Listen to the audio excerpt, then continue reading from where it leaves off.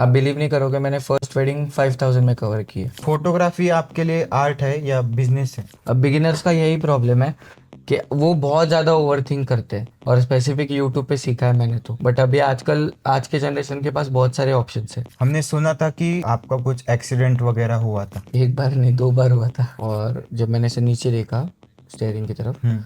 तो मेरे दिमाग से मतलब सर से खून निकल रहा था। अगर बहुत बार ऐसे होता है, बहुत फोटोग्राफर अपने डिसीजन थोपते हैं क्लाइंट के ऊपर। बहुत सारे लोगों को लगता है कि फोटोग्राफर्स की बहुत सारी गर्लफ्रेंड होती है, तो अभी के टाइम पे स्किल मैटर करता है या इक्विपमेंट मैटर करता है? और ऐसे भी बोलते हैं कि फोटोग्राफर्स बहुत पैसे कमाते हैं। सच है, वो बोलना क्या है उसमें। अगर कोई स्किल वाला बंदा है तो वो आईफोन में भी अच्छी फोटोग्राफी कर लेगा। आप ऐसे अगर पूछोगे तो जितना चाय में शक्कर जरूरी है, उतना एक वेडिंग फोटोग्राफी करने के लिए टीम होना हम्म। जरूरी है। तो तीनों कैमरे के सेंसर साथ में उड़ गए थे, तो वो मेरा सबसे बड़ा लॉस था लाइफ का। 3 से 4 लाख का लॉस था। So hello everyone, welcome to our podcast series. तो आज का ये पहला एपिसोड है और ये बहुत इंटरेस्टिंग होने वाला है, बिकॉज जो हमारे आज के गेस्ट है वो एक जाने माने वेडिंग फोटोग्राफर है और उनका नाम है हर्ष कर्नावत। तो अगर आप एक वेडिंग फोटोग्राफर हो तो ये एपिसोड आपके लिए बहुत इंटरेस्टिंग होगा। मेक श्योर आप ये पूरा पॉडकास्ट जरूर देखें।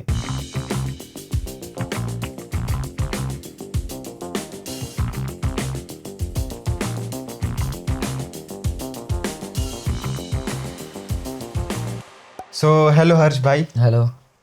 फोटोग्राफी में आपका आना कैसे हुआ? मेरा ऐसा कोई एज सच प्लान नहीं था फोटोग्राफी में आने का, कि बचपन से देखा हुआ सपना, ऐसा कुछ नहीं था। 10th स्टैंडर्ड तक तो मैं फोटोग्राफी से बहुत दूर था, मतलब मैं खुद के भी फ़ोटोज़ लेता नहीं था। हम्म। बट 11th 12th स्टैंडर्ड में जब मैं गया, तो कॉलेज लाइफ थी, तो थोड़े बहुत फ़ोटोज़ खुद के स्टार्ट किए क्लिक करना। मतलब दोस्त ही खींचते थे, बट उसमें इंटरेस्ट जनरेट हुआ। हम्म। उसके बाद धीरे धीरे एडिटिंग करता था, वही मेरे खुद के ही फ़ोटो, जो स्नैपसीड हो गया, पिक्सार्ट हो गया उसी में। उसके बाद जब 12th ख़त्म हुआ, तो एक कोर्स आता है फ़ोटो एडिटिंग का। हम्म। तो मैंने वो सीखा, फ़ोटो एडिटिंग मतलब फ़ोटोशॉप सीखा। तो उसके बाद मेरे को धीरे धीरे धीरे फ़ोटो एडिटिंग में मज़ा आने लग गया। फिर मैं वैसे फ़ोटोग्राफी में आ गया। तो हर्ष भाई, आप प्रॉपर कहाँ से हो? मैं वैसे born and brought up in Pune ही हूँ, मतलब बचपन से पुणे में ही हूँ।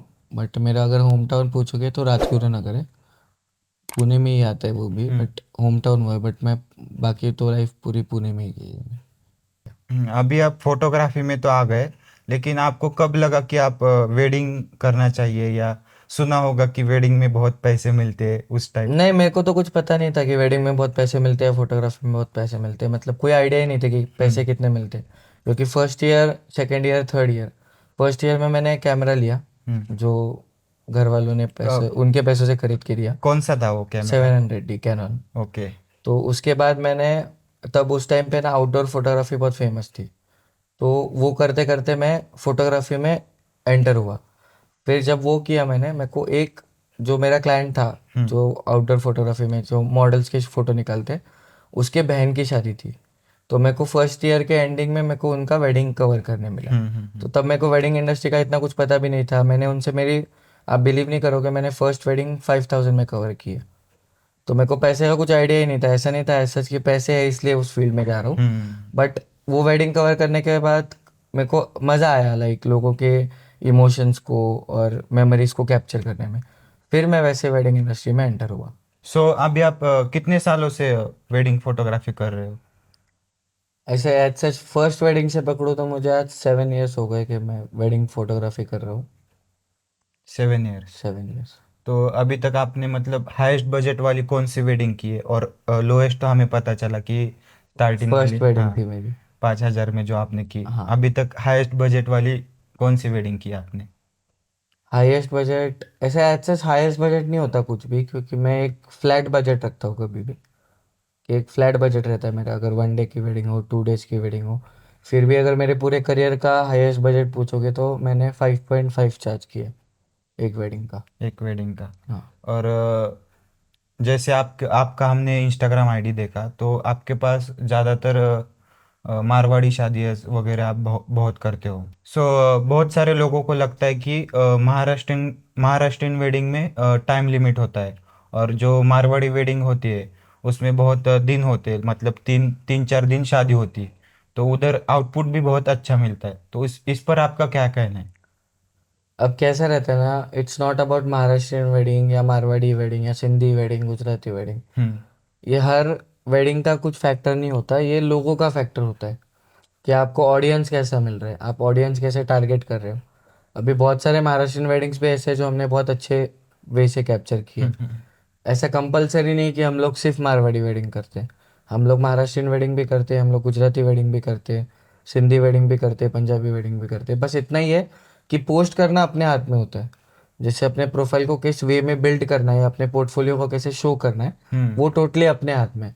तो हमारा मोटिव ये है कि हम लोग ज़्यादा से ज़्यादा जो हमने बेस्ट काम किया है वो प्रेजेंट करें। बट हम्म इसका मतलब ये नहीं कि महाराष्ट्रियन वेडिंग या कोई भी स्पेसिफिक वेडिंग में हमको आउटपुट नहीं मिलता। आउटपुट हर वेडिंग में मिलता है। बस आप में क्रिएटिविटी होनी चाहिए उतनी ओके कि आप उसको कैप्चर कर पाए।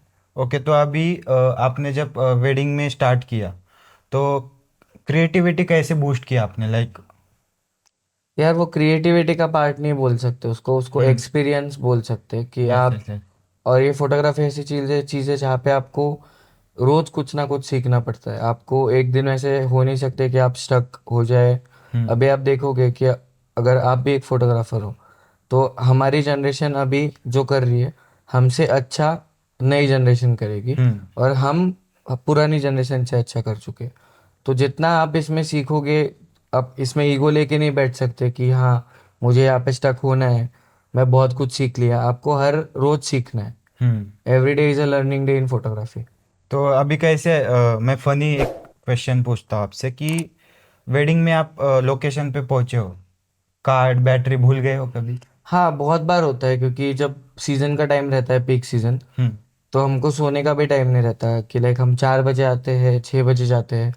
तो ये सरकमस्टेंसेस तो बहुत नॉर्मल है, कैजुअल है कि बैटरी भूल जाना, कार्ड भूल जाना, कभी ट्राईपॉड भूल जाना। एक दो बार तो ऐसा भी हुआ, हम लोग कैमरा की बैग ही घर पे भूल चुके हैं। बट उतने कॉन्टैक्ट्स है इसलिए कभी प्रॉब्लम नहीं हुआ कि उस जगह हम्म। पे हमको कैमरा अवेलेबल हो जाता है। मतलब कांटेक्ट रखना भी एक बहुत बहुत इंपॉर्टेंट इंपॉर्टेंट है फैक्टर है, हाँ। आपका। फोटोग्राफी ऐसी फील्ड है जहाँ पे आपका हर जगह पे कांटेक्ट होना ज़रूरी है, हम्म क्योंकि पता नहीं आप कहाँ जा रहे हो और कहाँ पे प्रॉब्लम क्रिएट हो जाए। It's not about battery camera lenses, but कोई भी प्रॉब्लम हो सकता है। हम्म। अभी आपके इंस्टा पे 200 के प्लस है, और कुछ मतलब ऐसा कहना चाहोगे कि इंस्टाग्राम ने भी आपके लाइफ में बहुत बड़ा इम्पैक्ट क्रिएट किया है? आप ऐसे इंस्टाग्राम को लेकर पूछ रहे हो, तो इंस्टाग्राम एक ऐसा प्लेटफॉर्म है हम्म जिन्होंने बहुत लाइफ को चेंज किया है, बहुत हम्म लोगों की लाइफ को चेंज किया है। हम्म आप देखोगे तो, बट मेरे लाइफ में उसका मेन रोल यही है कि उन्होंने मेरे को पहचान दिया यस। कि आज 2 लाख लोगों तक मेरा कंटेंट पहुंच पा रहा है। हम्म तो उन्होंने मेरे को मेन चीज़ पहचान दी है। बाकी तो मेरा ऐसा कोई ज़्यादा फ़ायदा नहीं है। मतलब लोगों में अफवाह होती है कि इंस्टाग्राम पे करता है, हम्म इंस्टाग्राम पैसे देता है, पर वैसा कुछ नहीं होता। आपको बस आपको ऑडियंस मिल रहा है वहाँ पे, आप उस ऑडियंस में से अगर कुछ कर पाओ तो कर लिया, नहीं तो आपके 1 मिलियन होके भी कोई इंस्टाग्राम आपको पैसे नहीं पे करता। सब लोग मुझे भी पूछते हैं कि भाई तू रील्स छोड़ता है, तो उनको ऐसे लगता है कि रील्स मुझे पैसे देता है, लाइक इंस्टाग्राम मुझे पैसे देता है उसका। नहीं नहीं नहीं, इंस्टाग्राम कभी पे नहीं करता है, तो आपको भी पता हम्म। है। तो अभी फिलहाल जितने भी आपके पर्सनल आईडी पे पोस्ट है, लाइक ट्रैवल बहुत करते हो आप, हाँ। तो उसके पीछे क्या थेरेपी क्या है कि लाइक? अभी क्या होता है ना, जैसे मैंने आपको बोला कि आपने मेरे को पूछा कि हम्म क्रिएटिविटी कैसे बूस्ट करते हो। हम्म तो अगर आप नए नए के जगह पे एक्सप्लोर करोगे, नई जगह एक्सप्लोर करोगे, हम्म तो आपको नई चीज़ें दिखेगी, नए कल्चर दिखेंगे, हम्म नई फैमिलीज से मिलोगे, आप नए लोगों से मिलोगे, तो आपको उनके अंदर के इमोशन समझेंगे। हम्म और आपको एक फ्रेमिंग का भी नॉलेज आ जाएगा कि हाँ मुझे ये फ्रेम में अच्छा मिल सकता है। अब अगर आप मुझे पूछोगे, मैं जितना घुमाऊँ, और अगर मेरे को क्लाइंट बोलता है कि एक्स्ट्रा ऑर्डिनरी प्री वेडिंग करना है, हम्म तो मैं उनको उस हिसाब से लोकेशन सजेस्ट करूंगा, क्योंकि मैं खुद घुमा हूँ। बट अगर मैं इंटरनेशनल कभी गया नहीं तो मैं क्लाइंट को सजेस्ट ही नहीं कर सकता, हम्म क्योंकि मेरे को आइडिया ही नहीं वहाँ पे क्या हो रहा है। तो मेन चीज़ मेरा वही है कि मैं ट्रैवल इसलिए करता हूँ कि मेरे को क्रिएटिव फ्रेम्स बोल दो, या फिर जब मेरा माइंड स्टक होता है तब मैं हम्म ट्रैवल प्रेफर करता हूँ। तो अभी ट्रैवल की बात चल रही है, तो अभी आप थाईलैंड गए थे, तो कैसे मतलब इंडिया और थाईलैंड में कैसे शूट का कुछ कंसेप्ट वगैरह कुछ आपने किया? इंडिया और थाईलैंड में ज़मीन आसमान का फ़र्क है, पहली बात। हम्म इंडिया में क्लीनलीनेस नहीं है। हम्म वैसे लॉजिकली देखा जाए तो अपना इंडिया उनसे बहुत आगे है। हम्म मतलब टेक्नोलॉजी में ले लो, हम्म या माइंडसेट में ले लो, लोगों में हम्म ले लो, कोई भी हम्म चीज़ में। बट उन्होंने उनके कंट्री को मेंटेन कर रखा है। हम्म वहाँ पे कोई बंदा हॉर्न भी नहीं बजाता। बट वही अगर अपने कंट्री में देखोगे तो सब लोग हॉर्न कितना बजाते हैं हम्म आपको बताने की जरूरत नहीं। हम्म तो वो उन्होंने मेंटेन रखा है, नहीं तो नॉलेज अपने में उनसे ज़्यादा है। हम्म। तो अभी थोड़े से टेक्निकल क्वेश्चन लेते हैं हम, कि जो हमारे ऑडियंस देख रहे हैं उनको तो उनके थोड़े से डाउट क्लियर हो जाए, लाइक वेडिंग में वगैरह। तो मोस्टली हम जब कपल शूट करते, एक तो प्रॉब्लम होता है हमें कि कपल शूट टाइम हमें पोजेस नहीं याद आती, और दूसरी बात यह है कि कपल टाइम नहीं देता शूट करने के टाइम। तो कैसे आप हैंडल करते हो ये सब? आप पहले ही जब क्लाइंट से मिल रहे हो, जब आप हम्म डील क्लोज कर रहे हो, पहले ही हम्म कपल को बोल के रखो कि हमको हाफ हम्म एन आवर चाहिए हम्म हर आउटफिट पे, जैसे मैं करता हूँ। पहले ही रिसर्च करके रखो उनके आउटफिट्स देख के कि आपको ये हम्म पोजेस लेने हैं।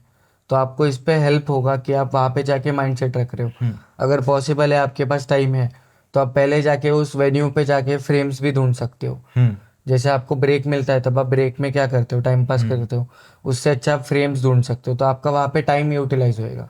तो वेडिंग फोटोग्राफी में मोस्टली प्रॉब्लम क्या होता है कि जब हम वेडिंग कपल का शूट करते हैं, तब एक अंकल आते हैं या वैसे कुछ इंसिडेंट्स हो जाता है कि जल्दी जल्दी जल्दी करो, कितने टाइम से फोटो ही खींच रहे हो, या कुछ भी हो जाने दो, दूल्हा दुल्हन को लेट हो जाने दो।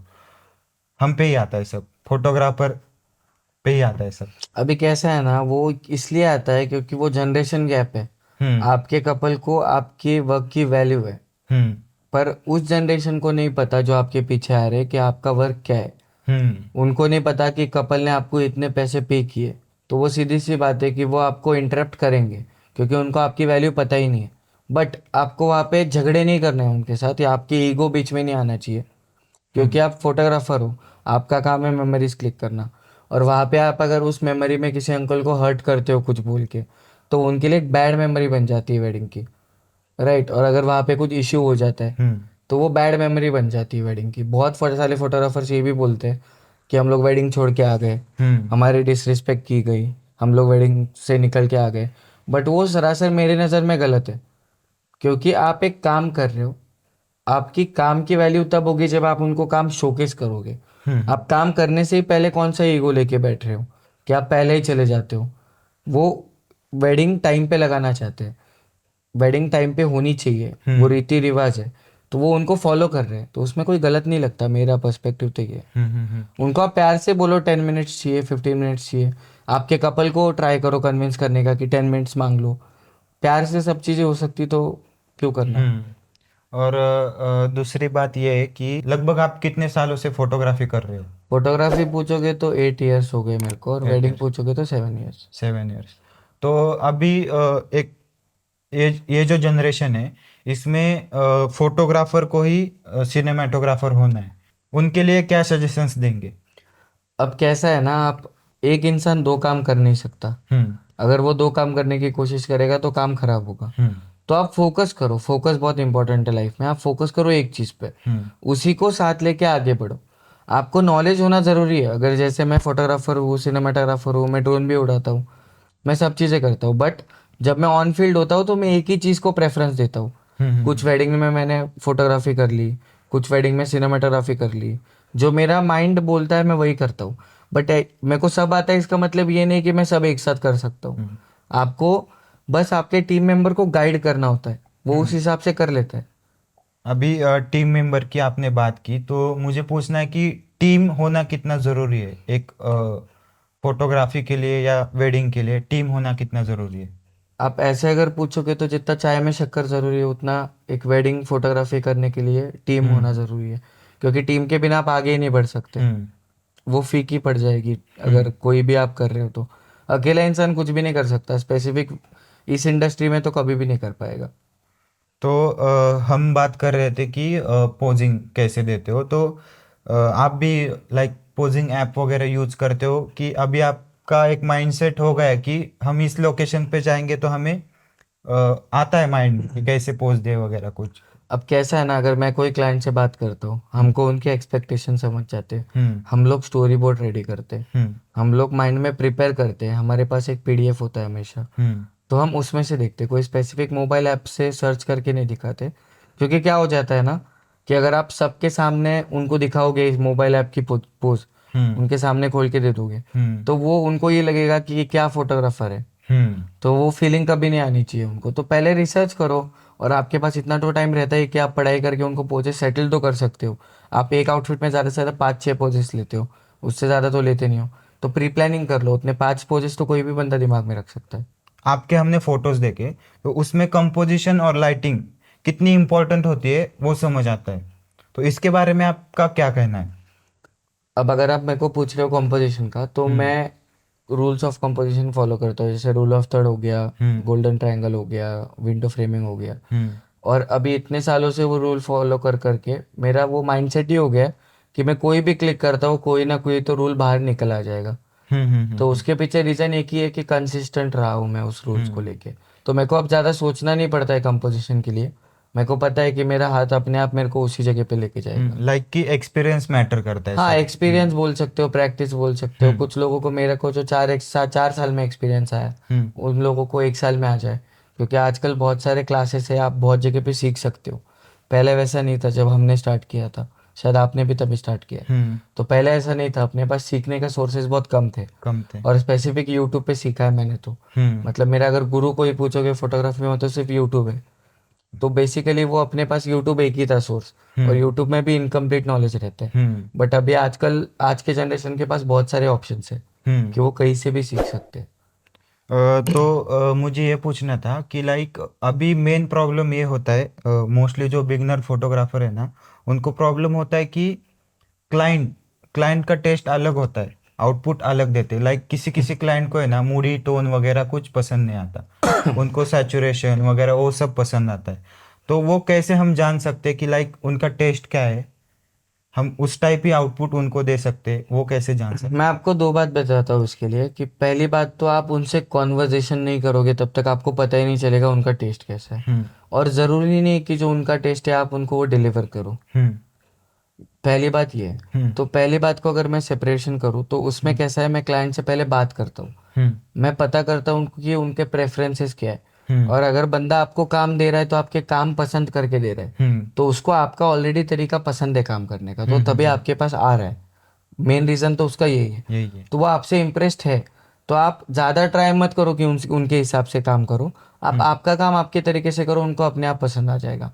और इन केस अगर कोई क्लाइंट को पसंद नहीं आता है, हम्म। फिर आपके पास एडिटिंग के तो ऑप्शन बहुत सारे हैं। बहुत ऐसा सारे। ज़रूरी नहीं तो मूडी टोन के लिए अलग फ़ोटो निकालना पड़ता हम्म। है।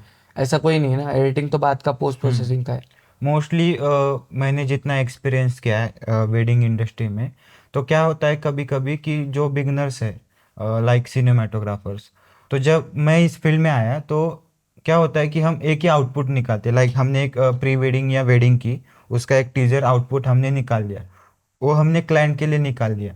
लेकिन जब आपको इंस्टाग्राम या सोशल मीडिया जब आपको पोस्ट करना है तो वही छोड़ देते हम। तो इसके बारे में क्या बोल सकते हो आप? अभी आपका काम है, हम्म। आपका प्रोफाइल है। आपको मैंने पहले भी बोला है कि आपका हम्म। प्रोफाइल है, तो आपको बिल्ड करना है वो। हम्म। तो आपको कुछ एफर्ट्स एक्स्ट्रा लेने पड़ेंगे उसके लिए। तो हम्म। क्लाइंट को कोई अगर, जैसे मेरे को पूछो कि आप, मैं 2-2.5 साल से रील अपलोड कर रहा हूँ। हम्म। आज जब से रील आया तब से रील अपलोड कर रहा हम्म। हूँ। बट आज का हर क्लाइंट को रील चाहिए। हम्म। तो इसका मतलब ये नहीं ना कि मैं आज स्टार्ट किया हूँ, मैंने हम्म। बहुत पहले से स्टार्ट किया है। तो आप आपका प्रोफाइल कैसे बिल्ड कर सकते हो वो अलग कंसेप्ट है। हम्म। और क्लाइंट को कैसे सेटिस्फाई कर सकते हो ये अलग कंसेप्ट है। हम्म। तो अभी हमारी मूडी टोन पर बात चली रही थी, तो कलर ग्रेडिंग के बारे में कुछ टिप्स दे सकते हो क्या? वही है कि उसको सिंपल रखो। हम्म। जितना ज़्यादा सिंपल रखोगे, कॉम्प्लिकेट मत करो चीज़ों को। हम्म। मेरा पर्सनल एक्सपीरियंस है, अगर मैं कोई क्लिप लेता हूँ हम्म। और उसको एक बार मैं पसंद करता हूँ, और हाँ। उसके बाद अगर मैं बहुत बार उसको करता हूँ, हम्म। कलर ग्रेड या कलर करेक्ट, हम्म। तो एक टाइम के बाद मेरे को ऐसा लगता है कि मैंने जो पहले किया था वो बहुत अच्छा था। हम्म। हम्म। तो ज़्यादा टीज मत करो उस क्लिप को। अगर आपको एक बारी में पसंद आ रहा है तो आप छोड़ दो उधर ही। अब बिगिनर्स का यही प्रॉब्लम है कि वो बहुत ज़्यादा ओवर थिंक करते हैं चीज़ों हम्म। को लेकर। तो वो अच्छे काम को भी खराब करते हैं। तो पहले जो अच्छा लग रहा है वो अच्छा लग रहा है, हम्म। स्टिक रहो अपने डिसीजंस पे। और दूसरी एक बात कि जब अब हम प्री वेडिंग पे आते हैं, कि जब आप प्री वेडिंग करते हो तो मोस्टली प्रॉब्लम यही होता है कि लाइक कपल के जो ड्रेसेस है उन वो क्या हो रहा है कि अभी सब कॉपी हो रहा है, लाइक इसने ये इसने ये यूज़ कर लिया तो हम भी यही यूज़ करेंगे। लेकिन ये जो बिगनर फोटोग्राफर या सिनेमाटोग्राफर है, ये समझ नहीं रहे कि उसने ये क्यों लिया, उसका लोकेशन ऐसा था इसलिए लिया। उसके बारे में क्या बोल सकते हो आप? अब मैं अगेन आऊंगा ना, जिसने वो पहले यूज किया है हम्म। जो आउटफिट, हम्म। उसको नॉलेज था कलर पैलेट्स का। हाँ। बट आपने पहले स्पेसिफिकेशन दे दिया कि हम्म। बिगिनर फोटोग्राफर, हम्म। तो उसको नॉलेज नहीं है उस चीज़ का। हम्म। तो उनके लिए मैं सजेस्ट करूंगा कि वो रिसर्च करे थोड़ा। हम्म। और अगर वो किसी को कॉपी कर रहे तो उसको कॉपी का नाम मत दो। हम्म। वो उनसे इंस्पायर होके चीज़ें कर रहे, हम्म। तो हम्म। वो उनको इंस्पिरेशन मान रहे। हम्म। तो बहुत लोग बोलते हैं कि इसने इसका कॉपी किया, इसने उसका हम्म। कॉपी किया, बट वो कॉपी नहीं बोल सकते, हम्म। उसको इंस्पिरेशन बोलते। हम्म। तो वो इंस्पिरेशन मान के वो चीज़ कर रहे। हम्म। तो हम्म। उनको जब तक कलर पैलेट का नॉलेज नहीं आएगा, हम्म। तब तक वो चीज़ें नहीं कर पाएंगे। हम्म। तो मैं स्पेसिफिक उसके बारे में बोल सकता अभी इंस्पायर आप बोल रहे थे, तो आपकी इंस्पिरेशन कौन है, लाइक? हूँ। मेरा ऐसे जैसे फोटोग्राफी फील्ड में तो कोई इंस्पिरेशन नहीं है, हम्म। बट मेरे लिए सबसे बड़ा इंस्पिरेशन मेरी मॉम है। ओके। तो वही है, उसके अलावा कोई नहीं। ओके। क्योंकि जब से मैं छोटा था, तब से उनको देख रहा हूँ हम्म। स्ट्रगल करते हुए या चीज़ों को मेरे को आगे बढ़ाते हुए। तो मेरे को उनसे एक बात बहुत ज़्यादा अच्छे से सीखने मिलती है कि कभी उन्होंने गिव अप नहीं किया अपनी फैमिली के ऊपर, मेरे ऊपर, सब कंडीशंस पे, कितनी भी वर्स्ट कंडीशंस आए, उन्होंने गिव अप नहीं किया। तो सबसे बड़ी इंस्पिरेशन तो मेरे लिए तो मेरी माँ ही है। ओके, तो हमने सुना था कि आपका कुछ एक्सीडेंट वगैरह हुआ था। एक बार नहीं, 2 बार हुआ था। ओके। तो एक बार ऐसा ही था कि बैक टू बैक शूट्स थे और हम लोग गोवा जा रहे थे। हम्म। तो गोवा जाने से पहले अम्बोली घाट पड़ता है। हम्म। तो वहाँ पे ऐसा था कि नॉर्मल स्पीड थी, नींद भी हो चुकी थी, हम लोग हम्म। कोल्हापुर में रुक के स्टे किया था और हमने। कितने बजे का टाइम था? अप्रोक्सीमेटली सुबह हुआ था एक्सीडेंट तो 8 बजे, हम्म। बट हमने पहले दिन सतारा में शूट किया। हम्म। प्री वेडिंग मेरे को अभी भी याद है कि 18 अगस्त, 18 सितंबर को हम्म। हमने प्री वेडिंग किया सतारा में। और उसके बाद ड्राइव करके हम लोग कोल्हापुर गए, स्टे किया, और सुबह 6 o'clock के अराउंड निकले थे हम लोग कोल्हापुर से। तो ऐसा है ना कि सब लोगों को लगता है कि कंडीशंस नींद की वजह से हुआ रहेगा, बट हम्म। वैसा कुछ होता नहीं है। कभी कभी कंडीशंस आपके हाथ के बाहर चले जाते हैं। तो हम लोगों को ऐसा था कि 19th को हमको प्री वेडिंग था, फर्स्ट सेशन था इवनिंग का। हम्म। और नेक्स्ट डे वही क्लाइंट हम लोग पूरा दिन कंटिन्यू करने वाले थे। तो पहुंचने की भी कोई जल्दी नहीं थी हमको, हम लोग सुबह 6 बजे निकल गए थे अच्छे से नींद लेके। बट हुआ क्या ना, एक टर्न आ गया वहाँ पे। तो उस टर्न पे सामने जैसे गांव के साइड पे ना, सुबह लोग डिस्कशन करते हैं या सुबह सुबह हम्म। मिलते हैं एक दूसरे को। तो रास्ते में होते, रास्ते हाँ। में थे, वो रास्ते के बीच में खड़े थे। और मैंने लेफ़्ट लिया और सडनली वो सामने दिखे। हम्म। तो लेफ़्ट उनको बचाने के लिए राइट लिया और सामने से एक अर्टिगा आ रही थी। तो लेफ़्ट लेने के चक्कर में वो गाड़ी को, पता नहीं, वो इन द मोमेंट वाला सीन है, तो पता नहीं क्या हुआ उसके बाद, बट हो गया एक्सीडेंट। तो उसके बाद ऑलमोस्ट मेरे पास 5-6 महीने, जनवरी तक कार नहीं थी मेरी। उसके बाद में फिर जब कार आई तो वापस हम लोग राजस्थान जा रहे थे। तो जंगली सुअर नहीं होते, हम्म। वो हमारे कार के ऊपर आ गए। तो वो तीन शायद जंगली सुअर की फैमिली थी। तो उन्होंने लाइन से 3 गाड़ियों को क्रैश किया। तो वो एक सेकंड था, उसके बाद वापस 1.5-2 महीना मेरे पास वापस कार नहीं थी मेरी। कौन सी, वही कार जो अभी आप क्रेटा, हाँ यूज़ कर जी, रहे हैं? Yes yes. ओके। और दूसरी बात ये पूछनी थी आपको, जब आपका एक्सीडेंट हुआ तो कितने लोग थे मतलब कार में? पहले बार जब हुआ तब हम लोग 5 लोग थे, और हम्म। दूसरे बार जब हम 3 लोग थे। हाँ। तो क्या मतलब रिएक्शन क्या थी आपकी, लाइक? पहले एक्सीडेंट तो मैं हंस रहा था लिटरली, क्योंकि मेरी लाइफ में कभी एक्सीडेंट हुआ नहीं है। हम्म। और मैं बहुत ज़्यादा रैश ड्राइविंग करता हूँ, बट हम्म। तब नहीं हुआ मेरा एक्सीडेंट। और जब मैं 50-40 की स्पीड पे था, हम्म। तब मेरा एक्सीडेंट हुआ। तो जब एक्सीडेंट हुआ तो मेरे को बेहोश हो गया था मैं 10-15 सेकंड के लिए। वो होता है यार, अगर हम्म। किसी का एक्सीडेंट हुआ रहेगा तो उसको पता रहेगा। तो उनको पता नहीं रहता उनके साथ हुआ क्या है। तो मेरे को भी पता नहीं था मेरे साथ हुआ क्या है, मेरे को बस ऐसा लगा कि मेरी गाड़ी बस उस पेड़ से टकराई है। तो मैं गाड़ी स्टार्ट करने की कोशिश कर रहा था हम्म। जब बेहोशी से बाहर निकला। और जब मैंने इसे नीचे देखा स्टेयरिंग की तरफ, हम्म। तो मेरे दिमाग से, मतलब सर से खून निकल रहा था। हम्म। और मेरे को आइडिया ही नहीं था उसके इनके। और जो मेरे बाकी के लोग थे उनको कुछ नहीं हुआ था, मतलब नसीब अच्छा था हमारा कि दोनों एक्सीडेंट में हम लोग ठीक थे। तो जो बाकी के लोग थे ना, उसमें से एक मेरा फ्रेंड था, वो मेरे पास आया था। हम्म और वो डरा हुआ था बहुत ज़्यादा क्योंकि मैं बेहोश था, उसने देखा था मुझे बेहोश। तो मैं जैसे खून गिर रहा था और मैं उसकी तरफ देख के हंस रहा था। और उस एक्सीडेंट में तो ज़्यादा कुछ मतलब ये था कि गाड़ी हम्म ठुकी, उसका दर्द था। बट मेरे लिए वो इम्पैक्ट था कि उसके बाद मैंने कभी गाड़ी रैश ड्राइविंग करना छोड़ दिया। तो मैं सजेस्ट करूँगा कभी रैश ड्राइविंग मत करो। एक होता है शौक हर किसी को गाड़ी भगाने का, मेरे को भी था, बट उस एक्शन के बाद मेरी कभी हिम्मत ही नहीं हुई। दूसरा जो राजस्थान में आपका एक्सीडेंट हुआ था, तो उस समय मतलब अभी आपका फर्स्ट टाइम हुआ था आप बोल रहे थे, तो उस टाइम क्या रिएक्शन था राजस्थान में? उस टाइम ऑनेस्टली बताओ तो हमारी फटी थी, क्योंकि हमको सुबह 7 o'clock को एक इवेंट पे पहुंचना था। हम्म नसीब अच्छा था कि हमने पहले 3 लोगों को भेज के रखा था वहाँ पे, हम्म और हम लोग 3 पीछे से जा रहे थे। पर क्योंकि उनका पहले भी क्लाइंट का इवेंट था। हम्म बट जब वो एक्सीडेंट हुआ तब मैं सोया हुआ था, मेरा फ्रेंड कार ड्राइव कर रहा था। तो ऐसे बहुत ज़ोर से बॉम्ब फूटता है वैसा आवाज़ आया, क्योंकि जंगली सुअर बहुत बड़ा होता है। हम्म और वो दिखा नहीं, वो सीधा गाड़ी के बीच में और लाइन से तीनों ठोके। हम्म तो एक तो ट्रक थी, वो ट्रक तो पास कर गई। हम्म एक एर्टिका थी और एक हमारी गाड़ी थी। तो दोनों गाड़ियों का साथ में आवाज़ आया। तो मैं से पहले तो नींद में से उठा, और हम्म उसके बाद मेरी फट गई। क्योंकि हमको सुबह इस वजह से नहीं फटी क्योंकि एक्सीडेंट हुआ, क्योंकि हमको सुबह 7 बजे वहाँ पे पहुँचना था। हम्म वो सबसे इम्पोर्टेंट था, क्योंकि किसी का इवेंट ख़राब नहीं कर सकते अब। हम्म तो हमने जैसे वैसे वो एक बंदे को वहाँ पे छोड़ा कार के पास, हम्म और फिर हम लोग ट्रैवल पब्लिक ट्रांसपोर्ट से हाथ करके ट्रैवल करके हम्म कैसे वैसे इवेंट पे पहुँच गए। और एक क्वेश्चन था, लाइक अभी एक्सीडेंट वगैरह हो गया, लेकिन कभी कभी एक्सीडेंटली क्या होता है कि हमारा मेमोरी कार्ड करप्ट हो जाता है या हार्ड ड्राइव फॉर्मेट हो जाती है, उसके बारे में आप क्या बोल सकते हो? वो भी मैं ऐसे ही बोलूँगा, वो भरोसा मत रखो कोई चीज़ पे। हम्म मैंने बहुत रखा है अब तक, मैं बहुत बार ये सह चुका हूँ। हम्म तो भरोसा मत रखो स्पेसिफिकली किसी चीज़ पे। 3-4 बैकअप लो। मैं हम्म पहले एक ही लेता था, फिर एक बार मेरे साथ हुआ मैंने 2 लेना स्टार्ट किया। फिर 2 लेने के बाद भी मेरे साथ हुआ, अब हम लोग 3 बैकअप लेते हैं। तो बैकअप्स लेना स्टार्ट करो, जितना ज़्यादा रख सकते हो उतना ज़्यादा मतलब 3 तो बैकअप चाहिए, चाहिए। क्योंकि वेडिंग मोमेंट बार बार नहीं हम। हाँ, और वो जब होता है तो आपको बहुत ज़्यादा सफ़र करना पड़ता हम्म क्योंकि एक बार ही वेडिंग होती है। क्लाइंट की, राइट। तो हैंडल कैसे किया आपने क्लाइंट को?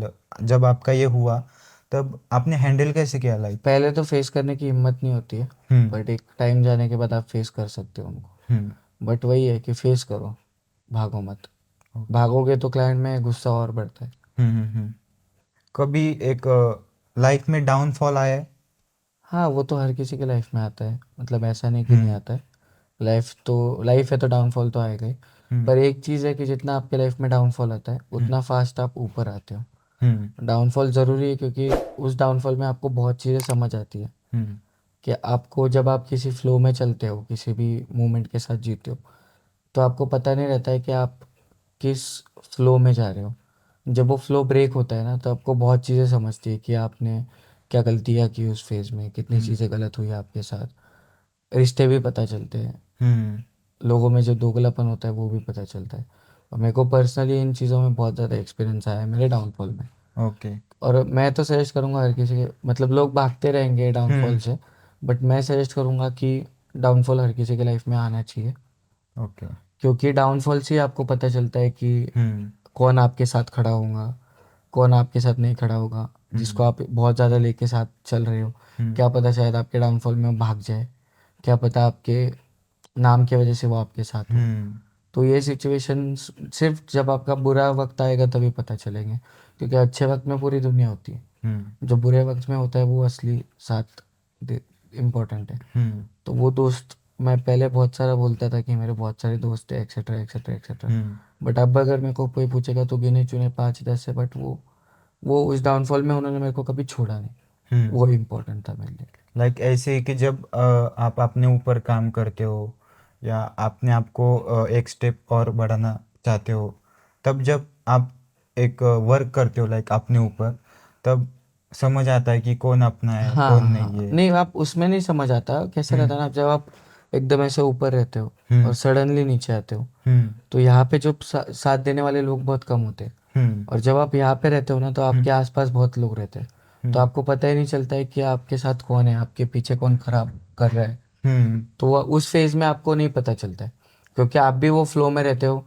आपका बुरा वक्त नहीं रहता है तो लोग भी साथ रहते हैं, हम्म। जब आपका डाउनफॉल आता है तो लोग भाग जाते हैं। भाग जाते तो वो डाउनफॉल से ही पता चलता है। हैं। वो आपको भी मैं ऐसे बता के समझेगा नहीं कि लाइक एक आपका। बार तो आना ही चाहिए। हाँ मतलब नहीं भी आना चाहिए, आना भी चाहिए, वो भी डिपेंड करता है कैसे।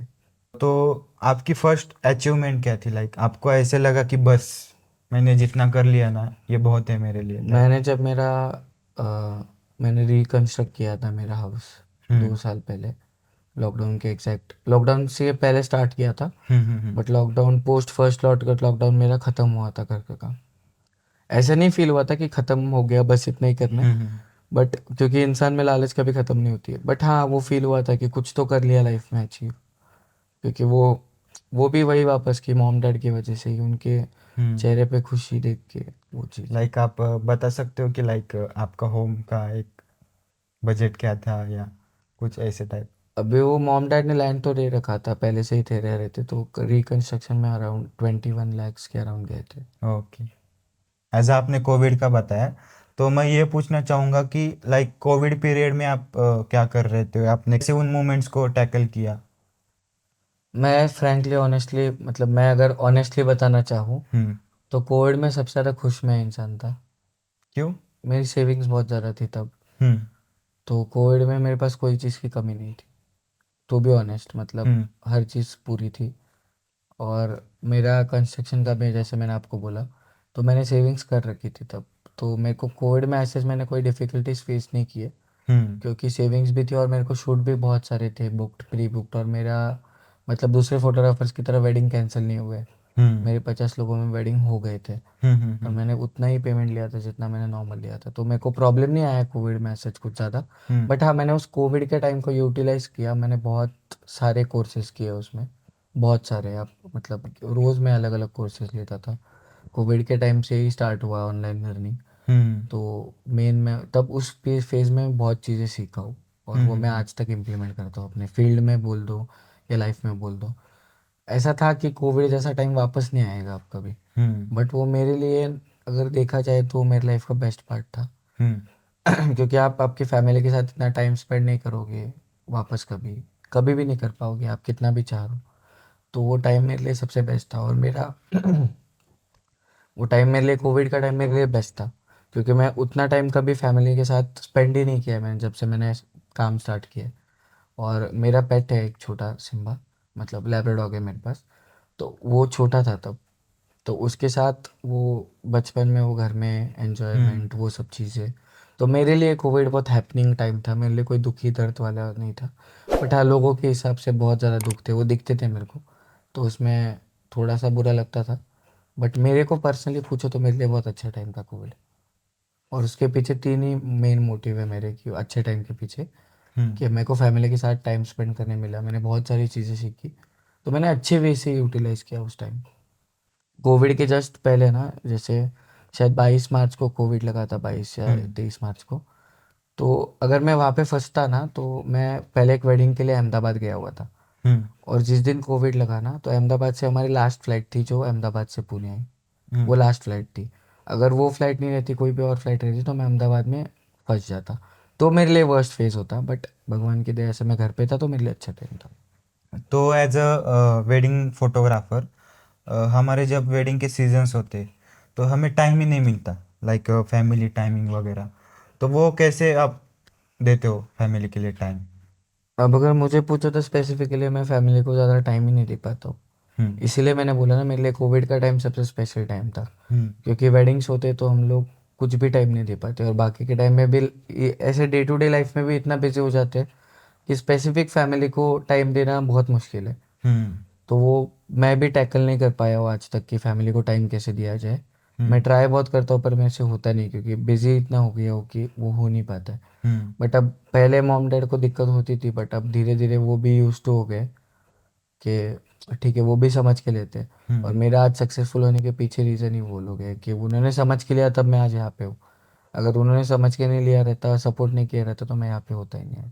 तो एज अ फैमिली की बात चल रही, तो जब आपने तय किया कि मुझे फोटोग्राफी में करियर करना है, तो फैमिली वालों का क्या रिएक्शन था? अब मैंने तय ऐसा स्पेसिफिकली किया ही नहीं है कभी कि हम्म मेरे को फोटोग्राफी में करियर करना है। मैंने ऐसा कभी घर वालों को बताया ही नहीं कि मेरे को फोटोग्राफी में करियर करना है। हम्म कभी भी आप एक बात याद रखो कि आप कोई भी करियर को अगर सिलेक्ट करते हो ना, आजकल के जनरेशन को देखो, हम्म तो मॉम डैड के साथ कुछ भी बोल के ख़त्म कर देते हैं चीज़ें। हम्म तो आपको एरोगेंट होने की ज़रूरत नहीं है तब, एटलीस्ट इनिशियल फेज में तो कभी भी नहीं होना। हम्म क्योंकि कैसा रहता है ना, वो आपके लिए इनसिक्योर होते हैं। हम्म तो उनकी इनसिक्योरिटी भी बराबर है। जैसे मेरे डैड को अगर पूछोगे तो डैड का सपना था मैं लॉयर बनूं, हम्म मॉम का सपना था मैं इंजीनियरिंग करूं। बट मेरे को उन्होंने हमेशा से फ्रीडम दे रखी है। तो 12th के बाद मैंने बीसीएस में एडमिशन लिया। हम्म मैंने कभी उनको बताया ही नहीं कि मैं फ़ोटोग्राफी करता हूँ या कुछ भी कर रहा हूँ काम। तो मैं धीरे धीरे करता गया। मैंने एज अ हॉबी मम्मा को बोला था कि मेरे को कैमरा लेना है, तब उन्होंने मेरे को कैमरा दिया था। तो ऐसे सपोर्ट किया उन्होंने, तभी मैं बन पाया हूँ। उसके बाद धीरे धीरे मैंने सेकेंड ईयर में थोड़ा अपने को एस्टेब्लिश किया खुद को। हम्म थर्ड ईयर में फर्स्ट ईयर तक मैं कुछ भी नहीं था, मतलब मैं बीसीएस कर रहा था। हम्म बट थर्ड ईयर के सेकेंड सेम के जब एग्ज़ाम्स थे, हम्म तो तब मेरे को एक ऑफ़र आया था, लाइक एक मेरी लाइफ की अपॉर्चुनिटी या लाइफ चेंजिंग मोमेंट बोल सकते हैं उसको, कि मेरे को 3 वेडिंग्स आए थे लाइन से कानपुर में। हम्म तो मैंने वहाँ पे जाने के चक्कर में एग्ज़ाम को ड्रॉप कर दिया। हम्म तो वो मेरे लिए घर वालों को एक स्टैम्प था कि इसने फोटोग्राफी में अपना करियर सेलेक्ट कर लिया है। हम्म तो मैंने डायरेक्टली ऐसा कुछ ऐसा करियर सेलेक्ट नहीं किया, मैंने हम्म बीसीएस ही कर रहा था, साथ ही साथ मैं फोटोग्राफी कर रहा था। तो जब मॉम डैड को भी दिखने लग गया कि ये कर रहा है, मेहनत कर रहा है, इसका इंटरेस्ट है, हम्म हॉबी है, अगर उनको भी अच्छा दिखेगा, उनको भी स्कोप दिखेगा, तो वो मना नहीं करेंगे आपको। तो वेडिंग फोटोग्राफी में आपको मोस्टली क्या पसंद है? अगर मेरी बात हो रही है तो मेरे को स्पेसिफिकली यही पसंद है कि मेरे को अलग अलग कल्चर्स के वेडिंग देखने मिल रहे हैं। हम्म क्योंकि हर अपन जब छोटे थे, अगर शायद आपका भी ये हुआ रहेगा, हम्म जब अपन कोई भी वेडिंग देखते थे, हम्म बाजू में हो रही है घर वाले के हाँ या कहीं भी हो रही है, तो पहले बहुत शौक था ऐसे कि दूसरे के वेडिंग में कैसा होता होगा, हम्म एक्साइटमेंट रहती थी।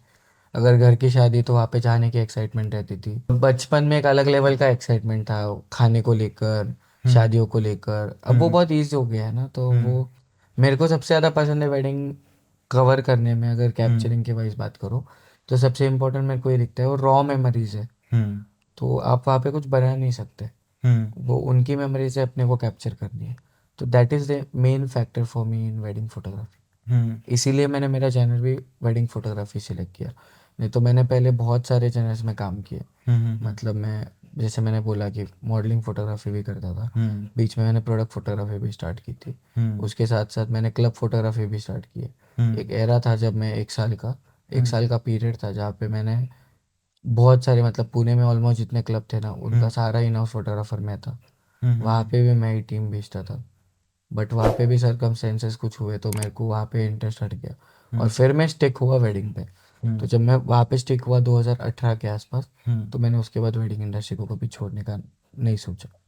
तो लाइक आपने बताया कि आपको अलग अलग कल्चर्स के वेडिंग पसंद है। कुछ वेडिंग्स में अलग अलग रस्म होती है, लाइक महाराष्ट्रियन अलग होता है, मारवाड़ी वेडिंग अलग होता है। तो कभी आपके तरफ से मिस हुआ है क्या कुछ मोमेंट? नहीं, टू बी ऑनेस्ट नहीं हुआ, क्योंकि हमारा एक सिंपल फंडा है। हम्म अगर मैं किसी को सिखाता भी हूँ मेरी टीम के लिए, तो मैं हम्म उनको एक ही बात बोलता हूँ, जो सामने दिख रहा है वो कैमरा में कैप्चर होना चाहिए। हम्म अपने को फ़र्क नहीं पड़ता है सामने क्या चल रहा है, हम्म क्योंकि अपने को उनका कल्चर पता ही नहीं। अब तो खैर हमको कल्चर पता चल गया ऑलमोस्ट सारे, हम्म बट पहले पता नहीं थे। तो तब एक ही स्ट्रेटेजी थी दिमाग में कि जो दिख रहा है वो हम्म सारा कैप्चर होना चाहिए, ताकि अपने को ऐसा ना लगे कि ये मेमोरी मिस हुई है। तो अभी मैं पूछना चाहता हूँ आपसे कि अभी फिलहाल तो ट्रेंडिंग टॉपिक एआई है, आर्टिफिशियल इंटेलिजेंस। तो इसके बारे में आप क्या कहना चाहोगे, लाइक फोटोग्राफर के लिए या वीडियो एडिटर के लिए कितना इम्पैक्ट पड़ सकता है एआई का आज के ज़माने में? अगर आप एआई का प्रॉपर यूज़ करो तो बहुत इम्पैक्ट पड़ सकता है। हम्म जैसे उसके बेनिफिट्स भी बहुत है हम्म कि आप बहुत क्विक एडिटिंग कर सकते हो। हम्म फिर जैसे फ़ोटोशॉप में स्मार्टली उसको, अगर आप फ़ोटो का पर्सपेक्टिव चेंज कर सकते हो पूरा, हम्म तो उसका बेनिफिट बहुत है। बट वही अगर आप देखो तो अगर जिसको उसका यूज़ नहीं आ रहा है, हम्म तो उसके लिए वो लॉस भी है, क्योंकि अगला इंसान आगे बढ़ता जाएगा हम्म और आप कुछ कर नहीं पाओगे अगर आपको हम्म नहीं आ रहा है तो। हम्म तो सीखना ज़रूरी है।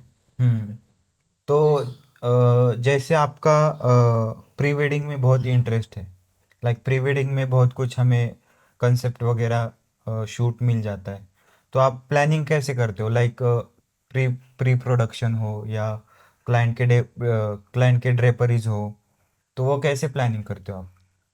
मैं मेन इम्पोर्टेंस सबसे ये प्रेफर करता हूँ कि प्री वेडिंग में क्लाइंट की स्टोरी होनी चाहिए।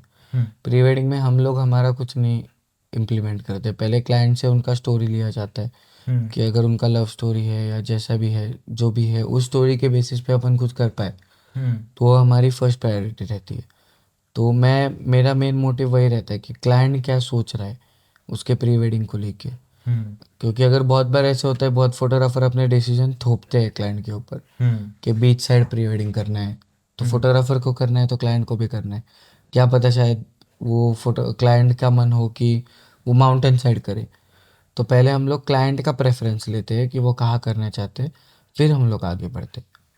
तो उस हिसाब से प्लानिंग होता है पूरा। ओके।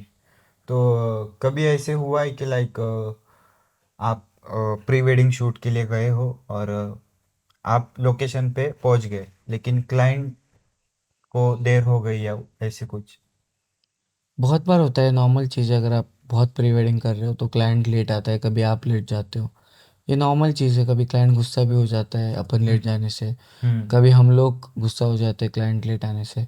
बट उसको पूरा दिन स्ट्रेच करने से कोई मतलब नहीं है, हम लोग वहाँ पे ही भूल जाते हैं, और क्लाइंट को भी अगर हम लोग गलती कर रहे हैं तो वहीं पे सॉरी बोल के आगे बढ़ाते हैं दिन को। आपका फेवरेट प्री वेडिंग लोकेशन क्या है, लाइक? अगर आप इमेजिनरी वर्ल्ड में पूछोगे कि जहाँ पे मैंने अभी तक किया नहीं है, हम्म और अगर मेरे को जहाँ पे करना है तो वो है हम्म आइसलैंड। हम्म वहाँ पे मेरा प्री वेडिंग करने का बहुत मन है, हम्म क्योंकि वहाँ की ब्यूटी अलग ही है। और अगर जहाँ पे मैंने किया है वो पूछोगे तो मेरे हिसाब से कश्मीर। कश्मीर? मतलब आपको आइसलैंड पसंद है, मतलब आपने कुछ तो सोच लिया होगा खुद के प्री वेडिंग के लिए। नहीं, ऐसे मेरे प्री वेडिंग के लिए तो स्पेसिफिकली कुछ नहीं सोचा है अब तक, बट हाँ मेरे को किसी क्लाइंट का अगर अपॉर्चुनिटी मिलता है इंटरनेशनल शूट करने का अच्छे बजट पे, हम्म तो मैं आइसलैंड प्रेफर करूँगा। तो अभी हमारा प्री वेडिंग का टॉपिक चल रहा है, तो आपकी प्री वेडिंग कब हो सकती है? मेरी ऐसे अभी तो कोई प्लान नहीं है 2 साल तक वेडिंग का, क्योंकि मैं स्टेबल हम्म होना चाहता हूँ लाइफ में पहले।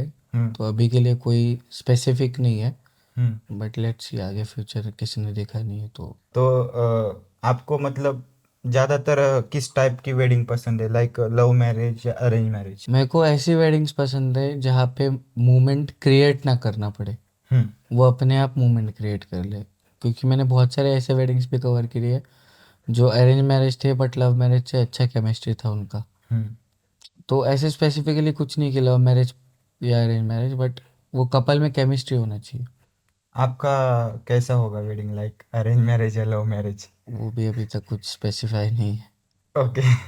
तो अभी आप बोल रहे हो कि आप सेट नहीं हो अभी तक, हम्म। तो ऐसे कब लगेगा आपको कि हाँ भाई हो गया है सब कुछ? अब देखा जाए तो मेरे लिए स्पेसिफिक कुछ सक्सेस का नहीं है कि लाइक हम्म मैं यहाँ पे जाके रुकना चाहता हूँ। Like number? नहीं नहीं, वैसा कुछ भी नहीं है मेरे हम्म दिमाग में अभी के लिए तो। मेरे दिमाग में बस एक चीज़ है कि ये जर्नी अच्छे से सक्सेसफुल, जब जिस दिन लगे हम्म कि मैं मेरे को सेटिस्फेक्शन हो कि जो मैं कर रहा हूँ, हम्म कि जो मैंने किया है अब तक वो उस लेवल तक जा चुका है कि मैं कोई भी डिसीजन लूँ, तब मैं खुद को सेटल मान सकता हूँ। और वो मेरे टर्म्स में अभी तक बैठता नहीं है। ओके। लेकिन कुछ तो ड्रीम होगा ना आपका? ड्रीम तो बहुत सारे हैं खैर, बट वो ड्रीम पूरे करने बहुत ज़रूरी है। और वो जैसे जैसे हो रहे धीरे धीरे, जैसे मेरे बचपन का सपना था कि मैं हम्म होंडा सिटी लूँ, मेरे को हम्म वो कार बहुत पसंद थी, तो मैंने होंडा सिटी खरीदी। फिर उसके बाद मेरा क्रेटा सपना बन गया। तो धीरे धीरे जैसे जैसे हम्म अपनी लाइफ चेंज होती है, वैसे वैसे ड्रीम्स भी चेंज होते जाते हैं। ड्रीम कोई स्टेबल नहीं रहते, हम्म तो वो ड्रीम बढ़ते ही जा रहे हैं, वो ख़त्म ही नहीं हो रहे। सबसे बड़ा ड्रीम, लेकिन उसमें से अगर हम फिल्टर करेंगे तो सबसे बड़ा ड्रीम क्या है आपके लिए? मेरे को मेरे मॉम डैड को वर्ल्ड टूर पे भेजना है। ओके। तो एज अ फोटोग्राफर हमें लाइफ में बहुत कुछ सेक्रीफाइस करना पड़ता है, तो इसके बारे में आप क्या कहोगे कि लाइक? मेरे को तो सब कुछ फोटोग्राफी नहीं दिया है, हम्म तो मेरे लिए सेक्रीफाइस नहीं है, कुछ भी टर्म ही नहीं है मेरी लाइफ में हम्म सेक्रीफाइस। क्योंकि मैं जब से स्टार्ट किया हूँ, तब से जो भी चीज़ मेरे को मिली है हम्म वो सारी फोटोग्राफी से ही मिली है। चाहे वो कुछ भी हो, हर चीज़ मेरे को फोटोग्राफी नहीं दी है। तो मैंने कुछ सेक्रीफाइस नहीं किया। कभी कभी बस जब शेड्यूल होता है वेडिंग का या प्री वेडिंग्स का, तो ट्रैवल थोड़ा सेक्रीफाइस करना पड़ता है, उसके अलावा कुछ नहीं। ओके। बट और अगेन वो भी तो मेरे को फोटोग्राफी दे रहा है। तो आपका फेवरेट कैमरा कौन सा है? Sony A7S III, वो मेरा फेवरेट रिसेंट फेवरेट कैमरा है। हम्म। उसके पहले मेरे पास A7R III था, हम्म। वो भी मेरा फेवरेट कैमरा ही था। तो मैं जैसे स्पेसिफिकली कोई कैमरा अगर बाय कर रहा हूँ हम्म। और उसको यूज़ कर रहा हूँ, बाय डिफ़ॉल्ट मेरा फेवरेट बन जाता है। हम्म। क्योंकि आप किसी भी गैजेट को अगर यूज़ करते हो ना, तो धीरे धीरे आपको उसके अलावा कोई और पसंद नहीं आती चीज़। हम्म। लाइक सोनी के बारे में ऐसे कि कुछ कुछ लोगों को सोनी का टोन पसंद नहीं आता, और कुछ कुछ लोगों को कैनन ही अच्छा लगता है। तो इसके बारे में आप क्या कहना चाहोगे? अभी बहुत तरीके के लोग हैं, बहुत अलग अलग लोग हैं, तो हर किसी का पर्सपेक्टिव अलग है देखने को। हम्म। तो जैसे आप देखोगे कैनन बहुत अलग कलर्स देता है, सोनी हम्म। का कलर पूरा अलग है। हम्म। तो जैसे मेरे को पूछो तो मेरे को सोनी के ही कलर्स पसंद है। पर अगर कोई और रहेगा उसको कैनन के पसंद, वो पर्सपेक्टिव की बात है हम्म। आखिर में, उसमें अपन इंटरप्ट नहीं कर सकते। आने वाले कुछ सालों में आप खुद को कहाँ देखना चाहोगे? बस जहाँ पे अभी लाइफ में हूँ, जो भी कर रहा हूँ हम्म। उसको और अच्छे तरीके से करूँ और 10 गुना थोड़ा आगे बढ़ पाऊँ, मतलब हर चीज़ में। चाहे हम्म। वो फाइनेंशियल स्टेज हो, चाहे वो क्रिएटिविटी की बात हो, चाहे वो काम की बात हो, चाहे वो हम्म। कंपनी को लेकर हो, ट्रैवल भी हो, सब चीज़ों में थोड़ा इम्प्लीमेंटेशन चाहिए हम्म। लाइफ में। बस बस जो कर रहा है उसी को कंटिन्यू करना है, और एक्स्ट्रा कुछ नहीं है। हम्म। तो फनी पार्ट कि बहुत सारे लोगों को लगता है कि फोटोग्राफर्स की बहुत सारी गर्लफ्रेंड होती है। अब वो पर्सन टू पर्सन वेरी करता है कि फोटोग्राफर की गर्लफ्रेंड होगी या नहीं होगी। ये सिर्फ फोटोग्राफर का केस नहीं है, जो भी क्रिएटिव इंसान है उसका, उसके लिए एजम्पशन होता ही है। बट ऐसा कंपलसरी नहीं है, अगर कोई बंदा कमिटेड है या कुछ भी है तो ज़रूरी नहीं कि उसकी बहुत सारी गर्लफ्रेंड्स हो। अब वो कमिटमेंट का सवाल है। और ऐसे भी बोलते हैं कि फोटोग्राफर्स बहुत पैसे कमाते हैं। सच है, वो बोलना क्या है उसमें। एक नॉर्मल इंजीनियर का साल भर का सैलरी फोटोग्राफर एक सीजन में लेके जाता है। Wedding photographer. कोई भी फोटोग्राफर। ओके। तो फोटोग्राफर्स जो है उनको बहुत गुस्सा आता है जब हम शूट कर रहे होते हैं वेडिंग में, तब बार बार कोई ना कोई आ जाता है और बोलता है भाई फोन में फोटो खींच लो। वैसे हुआ है आपके साथ? हाँ, बहुत बार होता है। आपको कभी गुस्सा नहीं आता उस पर? कभी कभी आता है जब बहुत लोग आते हैं, हम्म। तो कभी कभी आता है, बट ऐसा नहीं है कि हर बार आता है। पर जब गुस्सा आता है तो मैं उन पे गुस्सा नहीं उतारता हूँ, हम्म। मैं बर्स्ट पे डाल देता हूँ फोटो, और सेम सेम। सब हाँ, वही करते बहुत हैं। सारे क्लिक करके दे देता हूँ। तो एज अ वेडिंग फोटोग्राफर या दूसरा कौन सा भी प्रोफेशन हो, तो उसमें फ्रेंड सर्कल कितना मैटर करता है? मेरे लिए तो बहुत मैटर करता है, क्योंकि कैसा रहता है, एक सिंपल स्ट्रेटेजी में बिलीव करता हूँ मैं, हम्म। कि आप अगर 4 ऐसे इंसानों के साथ रहोगे जो बहुत करियर फोकस्ड है हम्म। या बहुत ज़्यादा एक्साइटेड है अपने काम को लेकर, तो आप 5वें इंसान रहोगे जो उनके साथ बहोगे, उस फ्लो के साथ बहते जाओगे। हम्म। बट वही वाइस वर्सा, अगर आप 4 ऐसे लोगों के साथ रहोगे जो आलसी है, जो हम्म। बिल्कुल भी काम नहीं करते हैं, तो आप भी वही देख देख के आपकी मेंटेलिटी आपको वहाँ लेकर जाएगी, हम्म। कि आपकी भी टेंडेंसी वही बनेगी कि हम्म। आप आलसी बन जाओगे। तो फ्रेंड सर्कल बोल दो या फिर साथ वाले बोल दो, टीम बोल हम्म। दो, बहुत मैटर करता है इन चीज़ों के लिए। तो अभी कैसे है कि फोटोग्राफी आपके लिए आर्ट है या बिजनेस है? अभी एक बात बताता हूँ आपको, इसको डिफरेंशिएट करते हैं अपन थोड़ा, हम्म। कि 2 टाइप ऑफ फोटोग्राफर्स है अभी के जनरेशन में। हम्म। बहुत सारे फोटोग्राफर्स ऐसे हैं जो आईटी में जॉब भी करते हैं और वो फोटोग्राफी भी करते हैं। हम्म। तो वो लोग जो है वो बिजनेस कर रहे हैं। हम्म। बट इस फोटोग्राफी इंडस्ट्री में, वेडिंग फोटोग्राफी में, बहुत ऐसे आर्टिस्ट लोग हैं हम्म। जिनकी अभी भी काम की वैल्यू नहीं है। आप देखोगे अगर, तो जो लोग बिजनेस कर रहे हैं उनके पास अच्छे काम है, हम्म। पर जो आर्टिस्ट है वो आज भी फ्रीलांसर बन के घूम रहा है।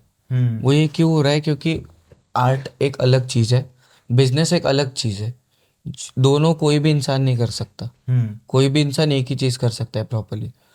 तो वो फोटोग्राफर को डिसाइड करना है कि वो आर्ट प्रेजेंट करना चाहता है, मतलब वो आर्टिस्ट बनना चाहता है या फिर वो बिजनेस करना चाहता है।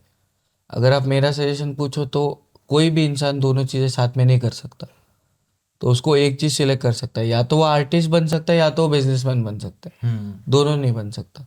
तो फोटोग्राफी में आपने खुद की पहचान कैसे बनाई? लाइक अभी मैंने इंस्टाग्राम पे एक फोटो आया, तो देख के ही समझ जाता है कि हाँ ये फोटो इसने खींचा है या ये कलर टोन इसका है, उस टाइप कुछ। तो इसका एक सिंपल है हम्म। कि आप जो कर रहे हो हम्म। उसमें बिलीव रखो। हम्म। आज लोगों को पसंद नहीं आ रहा है, क्या पता कल पसंद आए। हम्म। कंसिस्टेंसी बहुत इंपॉर्टेंट है। आप कंसिस्टेंट रहो आपके काम को लेकर। अभी जैसे मेरा पहले था, मेरे को सैचुरेटेड फोटोज़ पसंद है, हम्म। ब्लू टोन पसंद है थोड़ा, हम्म। तो मैं आज भी वही करता हूँ। अभी पूरा ट्रेंड जो है वो ऑरेंज टोन की तरफ भाग रहा है, हम्म। पर मेरे को आज भी पूछोगे तो मैं ब्लू टोन में ही हूँ थोड़ा। तो अपने खुद की जो स्टाइल है हम्म। उसको एस्टेब्लिश करने के बाद उसको छोड़ो मत। हम्म। इंस्पायर हो सकते हो आप लोगों से, पर उसको आप एक आदत मत बना लो कि लोगों को बस इंस्पायर होके उनकी जैसा ही फॉलो करना है। हम्म। अगर आप उनको फॉलो करोगे तो आपकी पहचान उनके साथ जुड़ेगी। हम्म। अगर आप खुद को फॉलो करोगे तो आपकी पहचान खुद की बनेगी। तो इसमें सिंपल है कि आप कंसिस्टेंट रहो आपके खुद के काम पे लेके, और सबसे ज़्यादा खुद के काम पे भरोसा करो। तो इसके बारे में आप फोटोग्राफर को और कुछ टिप्स दे सकते हैं? एक ही चीज़ है कि कंसिस्टेंट रहो, जो मैंने फॉलो किया हमेशा से, कि काम को हम्म। लेके कंसिस्टेंट रहो और खुद के काम पे भरोसा रखो। अगर ये चीज़ करोगे ना तो आप किसी भी फील्ड में आगे जा सकते हो, नॉट इन ओनली फोटोग्राफी। तो आप किसी भी फील्ड में आगे जा सकते हम्म तो कंसिस्टेंसी कैसे रखें? लाइक होता नहीं है बहुत बार। हो। उसके लिए आपको डेडिकेशन चाहिए। हम्म। किसी भी चीज़ को कंसिस्टेंट रखने के लिए आपको डेडिकेशन चाहिए। उस काम को आप कितना कमिटमेंट के साथ कर रहे हो। हम्म। बहुत चीज़ें मैं भी नहीं कर पाता हूँ, टू बी ऑनेस्ट, बट मैं ट्राई करता हूँ कि मैं करने की कोशिश तो कर रहा हूँ। हम्म। गिव अप मत करो किसी भी चीज़ को, एटलीस्ट कोशिश करो, आज नहीं तो कल वो सक्सेसफुल हो जाएगी। तो अभी के टाइम पे स्किल मैटर करता है या इक्विपमेंट मैटर करता है? दोनों मैटर करता है, हम्म। क्योंकि एक स्किल वाला बंदा बिना इक्विपमेंट ज़ीरो है, हम्म। और एक इक्विपमेंट वाला बंदा स्किल के बिना ज़ीरो है। हम्म। तो आपको स्किल्स भी होने चाहिए आपके पास और साथ ही साथ इक्विपमेंट्स भी होना ज़रूरी है। हम्म। बट अगर दोनों में सबसे ज़्यादा प्रायोरिटी क्या है तो वो स्किल्स है। हम्म। क्योंकि अगर आपके पास स्किल्स ही नहीं है तो आपके पास इक्विपमेंट होके कोई फ़ायदा नहीं है। हम्म। समझ रहे हो? तो वो इम्पोर्टेंट है कि अगर कोई स्किल वाला बंदा है तो वो आईफोन में भी अच्छी फोटोग्राफी कर लेगा। हम्म। बट अगर कोई स्किललेस बंदा है तो उसको आप A7 कोई भी कैमरा दे दोगे, A7S3 भी दे दोगे, उसमें भी अच्छी वीडियो नहीं ले पाएगा। तो अभी तो फिलहाल क्या हो रहा है कि लाइक क्लाइंट्स जो है, कभी कभी क्लाइंट्स बोलते हैं कि आईफोन में ही अच्छी फोटो आती, तुम्हारे कैमरा से अच्छा। वो फैक्ट है एक्चुअली। हम्म। आईफोन ने इतना इजी बना दिया है ना चीज़ों को, हम्म। कि अगर आप विविड मोड पे डाल तो आप पूरी मेहनत करोगे, 1.4 पे डालोगे, लेंस खरीदोगे, उनको उसकी वैल्यू नहीं है आप कितनी चीज़ें कर रहे हो। हम्म। उनको क्विक दिख रहा है, ऐसे वन टच पे सारा फोटो आ रहा है। तो उनको समझने दो जो समझना है, उनको एक्सप्लेन मत करो। हम्म। आपके वर्ड्स मैटर नहीं करने चाहिए वहाँ पे। आपके वर्ड्स आप मुंह से कितना भी बोलोगे ना उनको नहीं समझेगा। हम्म।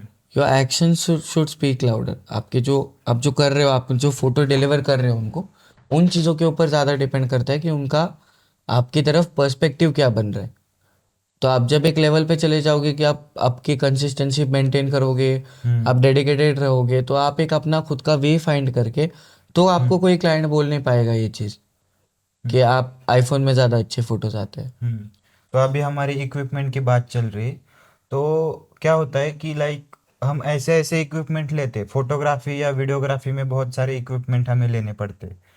तो कभी कभी हम ऐसे इक्विपमेंट लेते जिनकी ज़्यादा ज़रूरत नहीं, लाइक कुछ तो जुगाड़ हो सकता है, लेकिन हम कर देते, तो उसको कैसे रोक सकते हैं हम? प्लानिंग करो हम्म। कि ये लेना है मेरे को इस साल, हर साल की कुछ स्पेसिफिक चीज़ें रखो जो ये लेनी ही है, हम्म। उतनी ही लो। मैंने भी ये बहुत सारी गलतियाँ की कि मैं कुछ भी लेता था, अभी भी वो चीज़ें मेरे पास ऐसी है जो 2 साल से पड़ी हुई है, बट मैं उनको यूज़ नहीं करता हूँ। हम्म।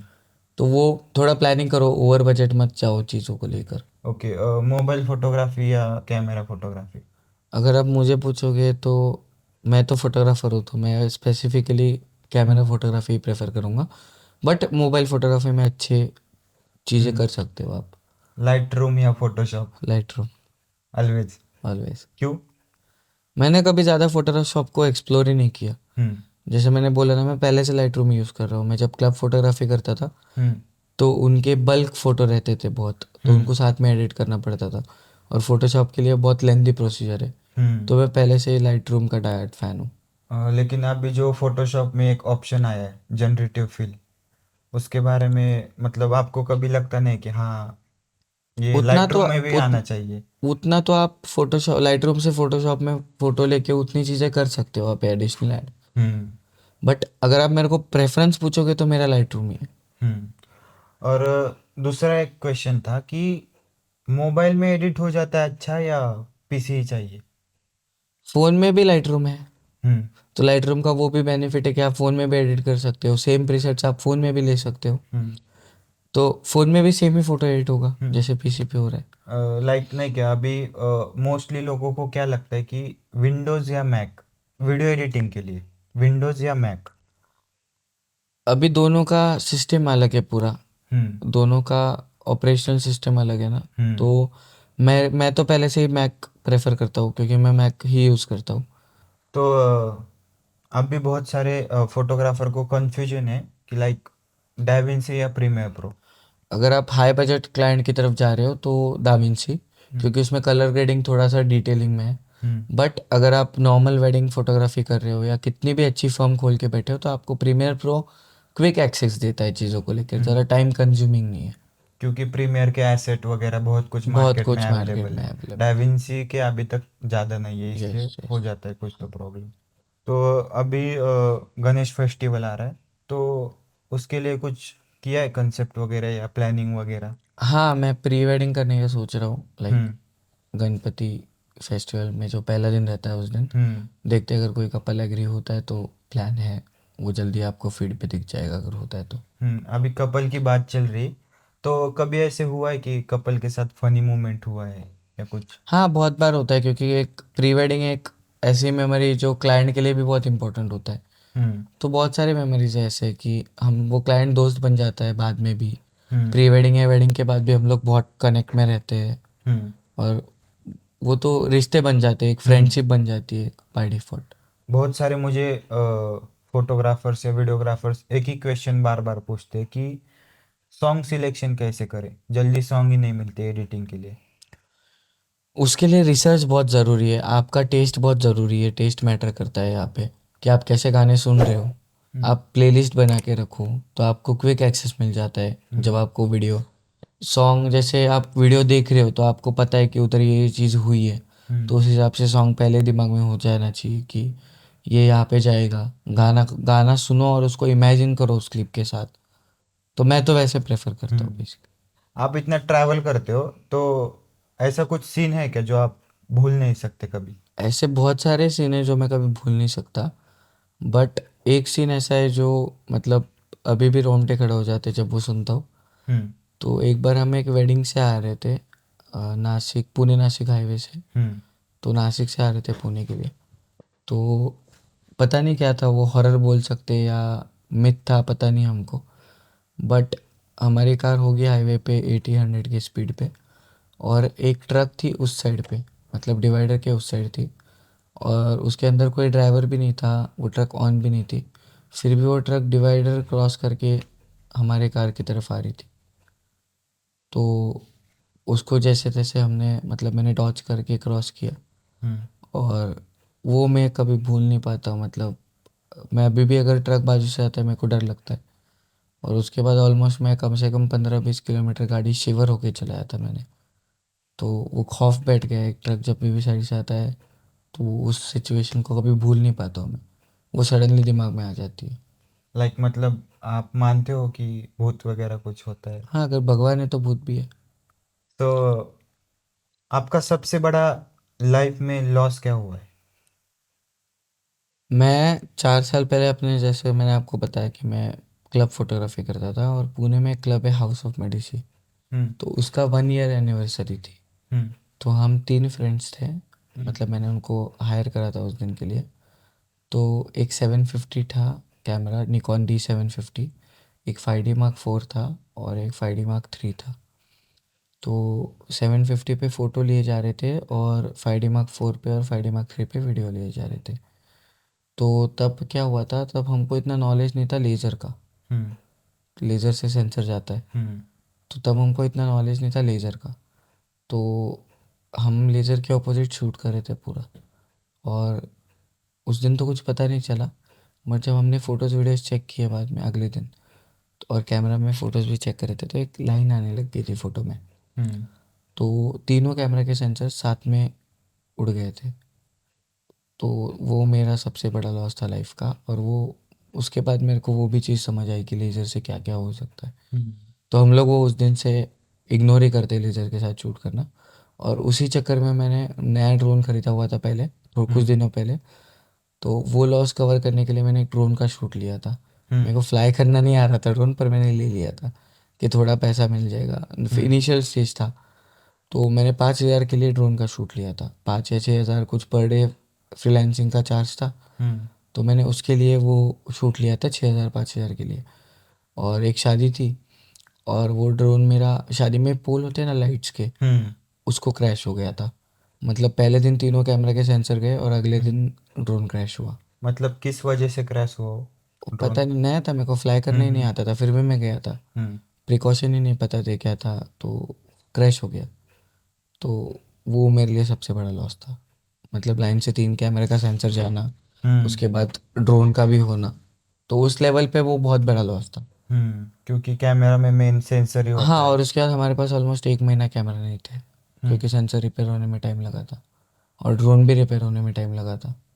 तो लगभग अमाउंट बता सकते हो कि आप 3 से 4 लाख का लॉस था वो।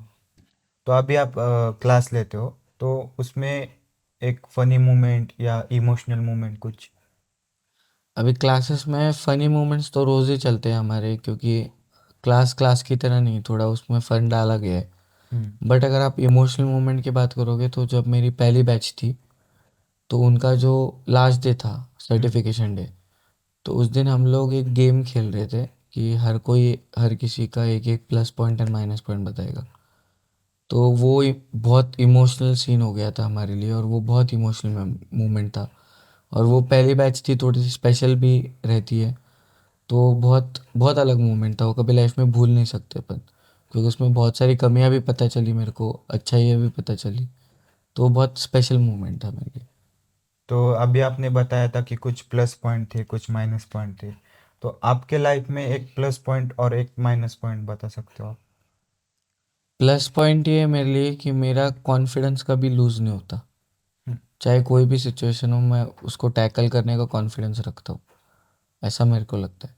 और माइनस पॉइंट ये है कि मैं चीज़ों को बहुत कैजुअली लेता हूँ। मतलब मेरे पास जो है, कभी कभी मैं उसकी कदर नहीं करता हूँ, ये मेरे को फील होता है। तो मैं ट्राई करता हूँ उसको ओवरकम करने का, बट वो बुरी आदत है, तो थोड़ा वक्त लगता है इस चीज़ को। तो अभी आपके इतने फॉलोअर्स है, तो फैन मूवमेंट है क्या आपके पास ऐसे कुछ? एक बार मेरा जो स्पेशल फैन मोमेंट बोल सकता हूँ या जो भी है, तो मैं एक बार, मतलब जैसे मैं गोवा जाता रहता हूँ शूट्स के लिए, तो मैं कंटिन्यूसली शूट पे था एक बार, हम्म 10 से 12 दिन गोवा।